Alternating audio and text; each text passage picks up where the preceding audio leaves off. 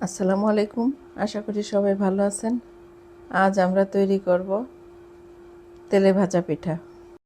আমি খেজুরের গুড় দিয়ে পিঠাটা বানাবো। প্রথমে আমি চালের গুঁড়া দিয়ে দিয়েছি 2 কাপ, আর 1 কাপ দিলাম আটা, গমের আটা দিয়ে এবার মিক্সড করে নেব।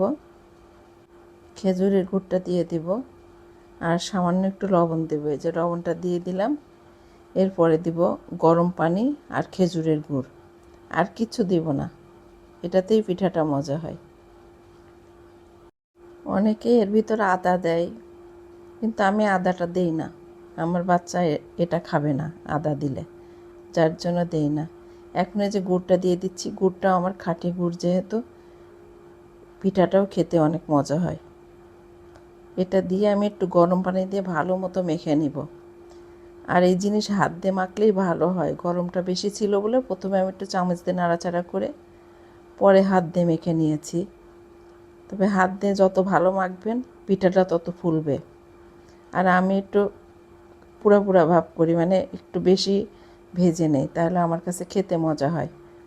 যারা একটু কম ভাজা খায় তাদের জন্য কম ভাজি, আর আমারটা একটু বেশি ডিপ করে ভেজে নেই, তাহলে আমার কাছে অনেক মজা লাগে।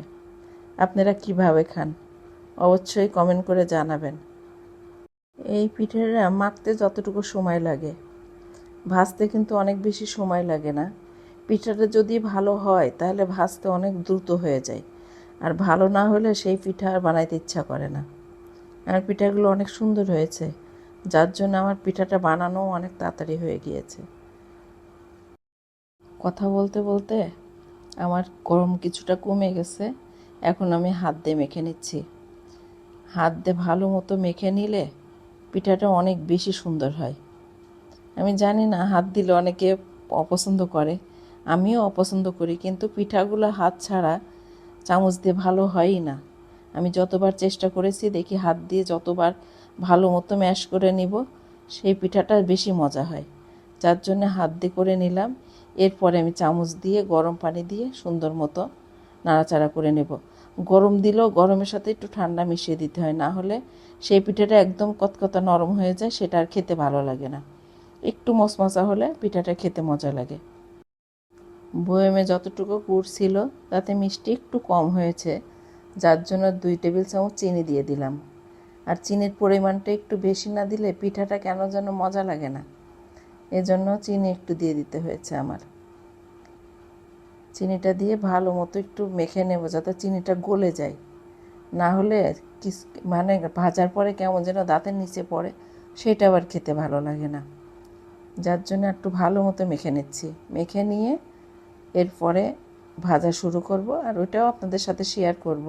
আর সামান্য একটু পানি দিয়ে দিলাম। পানিটা দিয়ে অনেক বেশি ঘন করা যাবে না, আবার একদম পাতলাও করা যাবে না, মিডিয়াম করতে হবে যাতে পিঠাগুলো ফুলে। পিঠাগুলো ফুললে দেখতেও ভালো লাগে, খেতেও মজা লাগে। আমার গোলাটা করা কমপ্লিট। এখন আমি একটা কড়াই দিয়ে দেব চুলাতে, দিয়ে একটু গরম করে নিতে হবে, তারপরে তেলটা দিব, নাহলে নিচে লেগে যায়।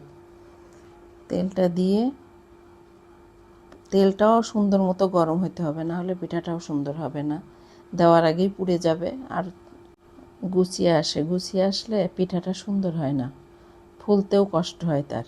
যার জন্য একটু হালকা গরম আর হালকা ঠান্ডা, অনেক বেশি গরমও না অনেক বেশি ঠান্ডাও না, এমনভাবে গরম করতে হবে যেন পিঠাটা খুব সুন্দর হয়।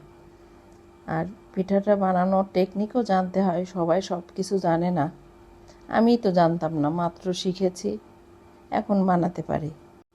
তেলটা দিয়ে দিচ্ছি। তেলটা গরম হইলে তারপরে দিয়ে দিব। যেহেতু সন্ধ্যাবেলা গ্যাসটা ভালো থাকে, যে কোনো কাজ করতে গেলে দ্রুতই হয়ে যায়। তেলটা গরম হলে পিঠাটা দিব। আমার তেলটা ভালো মতো গরম হয়ে গিয়েছে। এখন শুধু পিঠা দিব আর তুলব, আর সময় লাগবে না। এইভাবে আমি পিঠাগুলো বানাই। আপনারা কিভাবে বানান অবশ্যই কমেন্ট করে জানাবেন। আপনাদের সাথে অনেক ভক করলাম, অনেক কিছু বললাম।